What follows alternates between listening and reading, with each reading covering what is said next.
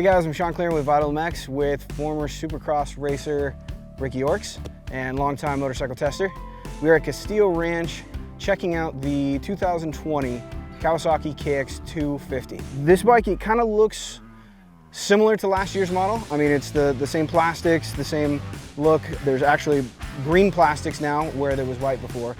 But inside this machine, there's a lot of changes. Starting with the motor, big things in there. It's the cylinder's a wider bore and a shorter stroke, so it's moving kind of in the same direction as KTM Husky and the new Honda design. On the head, there's a finger follower design for the valves, so that's to reduce the actual moving mass of the valves. So also there's a larger throttle body. It went from 43 to 44. Also goes with larger intake and exhaust valves. So all of that is aimed, along with some of the other changes, is to make a quicker revving engine. They're moving a little bit away from a bottom heavy power and trying to shift it to a quicker revving, faster, higher revving, more exciting engine. Some of the other changes, they swapped out the fork. It's not the separate function fork, it's a KYB dual coil spring unit. It's a 48 millimeter. It's a new shock out back, it's also KYB. And to round out some of the changes, they also shortened the exhaust, again, looking for a higher revving bike and better, higher RPM response.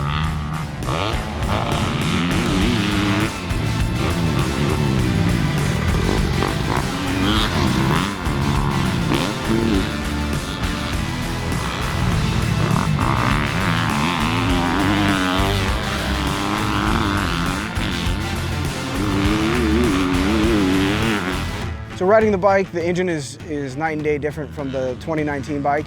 I really felt like they moved the power, they shifted it into the mid to top end range. It is extremely snappy. Throttle response is really fast, really aggressive, exciting. It's fun to ride, and that's even with a stock coupler.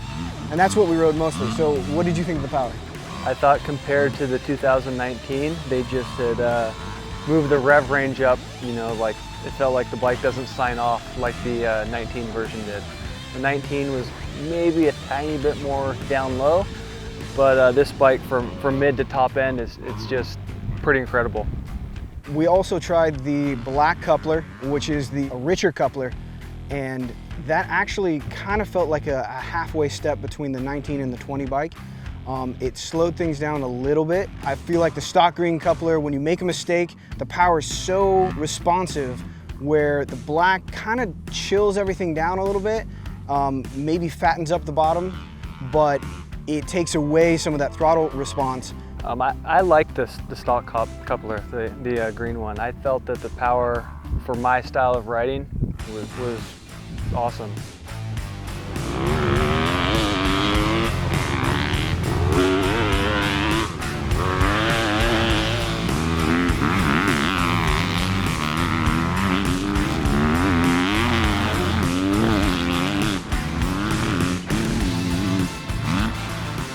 I had a blast on it. The bike is very nimble, and once you get it up into the higher RPMs, it screams. It definitely likes to be ridden hard, you know, more than short shifted and lugged. Yeah, so going into that, what did you think of the handling of this bike? Skipping right to the fork, just the first lap on it, I thought that the KYB spring fork was night and day better than last year's SFF. I mean, that was a huge step in the right direction, and the fork action's good. Obviously, I am a little bit heavier and more on the aggressive side, so it is a tiny bit soft, but never did the bike bottom or clunk or feel like it blew through the stroke to where it was like unsafe feeling or harsh.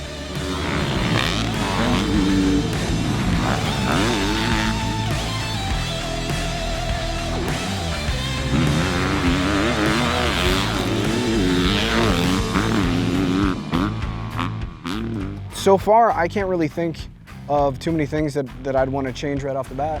Yeah, I mean, it's super hard to do because all the bikes have come so far in the last 5, 6, 7 years. But I would say for just a baseline today, riding the bike alone, it's really good. So overall, I think with the new suspension, the new fork, the new engine architecture, This bike is really moving into a direction that's it's a race-ready bike. You know, wants to be a bike that's ready to go right out of the gate, and we're really happy with the changes that Kawasaki's made. If you want to see more videos, click subscribe on our YouTube channel, and if you're on YouTube, check out vitalmx.com. Thanks for watching.